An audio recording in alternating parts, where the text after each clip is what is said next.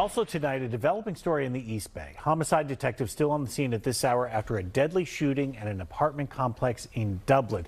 Police say a man was found dead with a gunshot wound to his head and no sign of a suspect. Neighbors are nervous as police search for a suspect and for answers. Here's NBC Bay Area's Jocelyn Moran. Police and sheriff deputies are investigating this shooting at the Emerald Park Apartments, but people who live here say with no suspect in custody, there's a sense of worry and disbelief. It's generally a very quiet area, so any type of police activity is news to us, especially something as drastic as this. Yeah. Police tonight investigating a deadly shooting on Hacienda Drive in Dublin. Police responded after 2 this afternoon. When they arrived, a man was found dead from a gunshot to his head. Doherty Elementary School nearby was put on lockdown. Police said it was lifted shortly after 4. No suspect has been taken into custody. One neighbor who didn't want to show her face says she received an email from the apartment complex.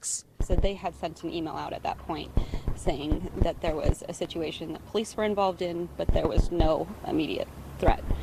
And all they said was that we might need to park elsewhere. But she then checked her front cameras. I saw police officers walking by my unit with their guns drawn. And she went online and learned what had happened. It seems like it would have been reasonable to tell us to stay inside instead of tell us that there was no threat.